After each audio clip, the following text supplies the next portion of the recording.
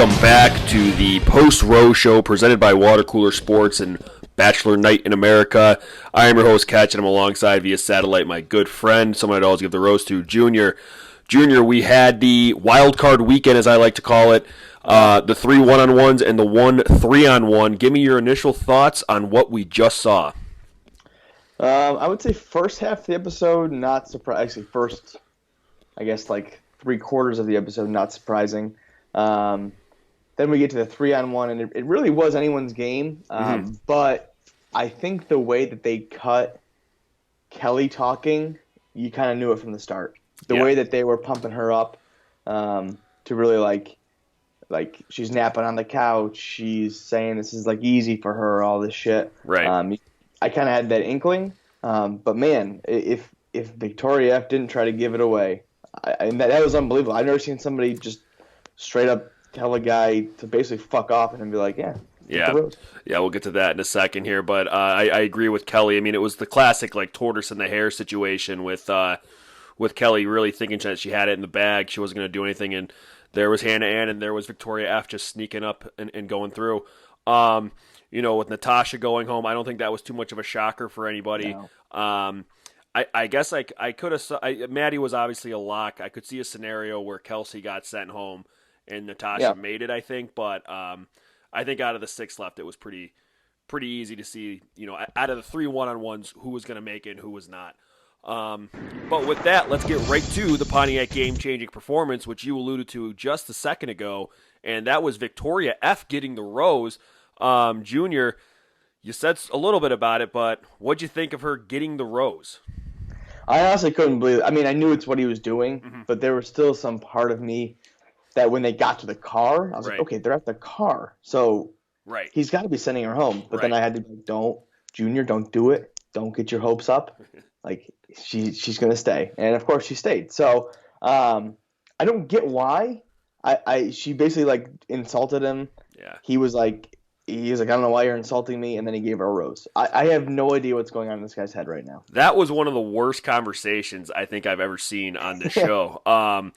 I mean, to sit there and say you're always in a mood, I mean, if somebody tells me that I'm in a mood and I'm not, that's going to just piss me off to bloody hell, to bloody hell. It's going to make it worse. It is. And like, her responses were horrible. She was giving him attitude. I mean, like, Jesus, Peter, like, grow up a little bit. I don't know what it is. Maybe she's a very good kisser or something.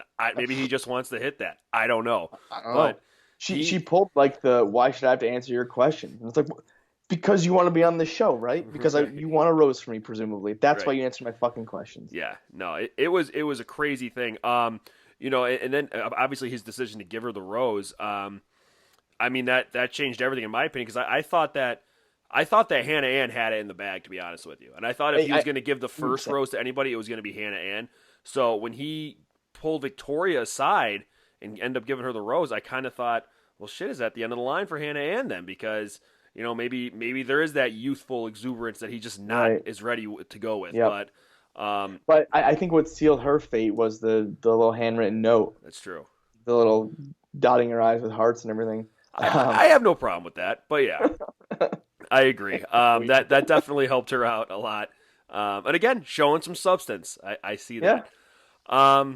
All right, so let's look at the Survivor pool real quick. We lost 5 tonight, including yours truly and Junior. We both were kind of forced to choose Kelly. I could have gone Hannah Ann. I waffled back and forth. Yes. I thought I could squeeze one more week out of Kelly and then be sitting pretty from there on out. So we are both out. There are 5 girls left, 5 people left, only 4 contestants left, and it could be close. There's some people that have some people to burn still, so it could be close. Some interesting matchups. Yes, it is. All right, Junior, can you go ahead and wrap up this episode in one word for me? Confusing. Okay. I don't get, like Ben Higgins, I'm confused about that. That's fair. I'm going to go with solid. It was just a solid episode. We got back on track. We're not worrying about doing 3 more hours tomorrow or anything like that. It's just, we've had a lot of drama this season. We've had a lot. It looks like there's going to be even more coming up. Yep. Considering what we have seen and what we're probably about to see, it was just a solid episode to just kind of reset everything before we get to hometowns. Yep. I agree. Yeah. So that's going to wrap up the Post Rose Show presented by Water Cooler Sports and Bachelor Night in America. The podcast will be on time this week. We will be dropping it on Friday morning. I am healthy now, so don't have to worry about that. Junior, do you have any final words? No, I'm good. All right. Thanks for watching, and we will see you later in the week. Bye.